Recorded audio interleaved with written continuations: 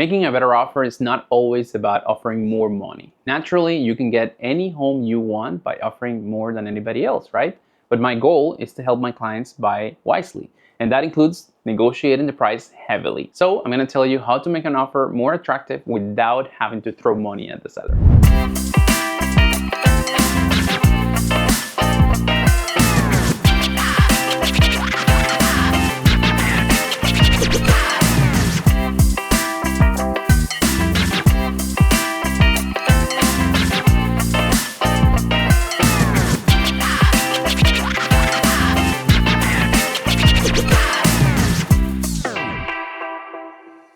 Today, we're diving deep into the psychology of what really makes a seller choose one offer over another. Forget everything you've heard about the highest and best offer. There's a completely different game being played behind the scenes. I have helped hundreds of buyers win their dream home in Miami, and in the process, I identified 3 key emotional triggers that make the sellers want to say yes to your offer: security, convenience, and legacy. First, let's talk about security. The problem is that you as a buyer can make an offer and then cancel it later. So sellers want to make sure that if they accept your offer, you won't make them waste 1 month waiting for your loan to be approved and then finding out that you actually don't qualify and cancel the purchase. So instead of just presenting a pre-approval letter like every other buyer, or worse, a pre-qualification letter, which is where the lender hasn't even ran your credit, I suggest to get an underwritten pre-approval, or also known as a conditionally approved loan letter from a bank. This is a letter where the institution not only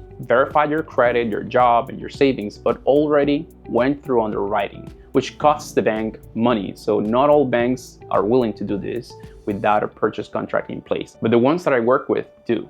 The underwriter will tell you the conditions you have to meet to get the loan approved, and you must satisfy those conditions first. That will take some work, probably a week or 2, but with that, you'll be almost a cash buyer, and this removes a lot of the risk that you will cancel the loan. You could even go one step further and waive the financing contingency. This is risky, but if you're certain you can get the loan, you could do it.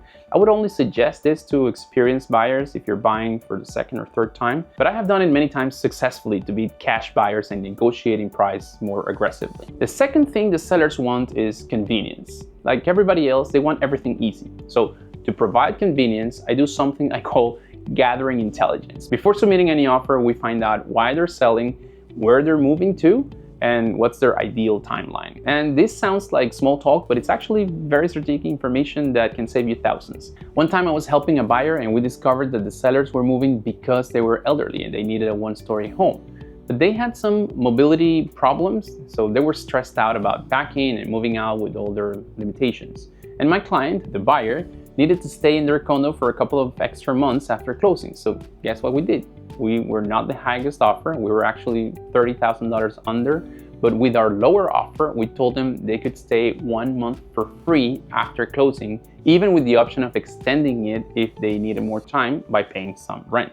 The seller loved that flexibility of staying in their own home and having more time to pack more comfortably. It was more valuable for them than getting the highest price. These are people who bought the place for peanuts decades ago, and they were making a lot of money on it already. So peace of mind was more valuable for them. But you can only discover this if you ask the right questions the right way. And the third thing I've learned sellers care about is their legacy. You've probably heard about writing a letter to the seller, right? But it's not just any letter generated by ChatGPT. I help my buyers connect with the seller in that letter and use that information we gathered about their situation to tell them what impressed you about the home and how you plan to use the changes they made to the house, or how your family will create memories in it. It may sound corny, but that fills people's hearts and they want to see their home appreciated. So if you can transmit that in the letter, the seller may choose your offer over another. At least they may prefer to negotiate with you instead of a similar offer, and that can get you the home you want. When I work with you, you're not just getting a realtor to write an offer. You have a partner in this process who knows how to win the home you want.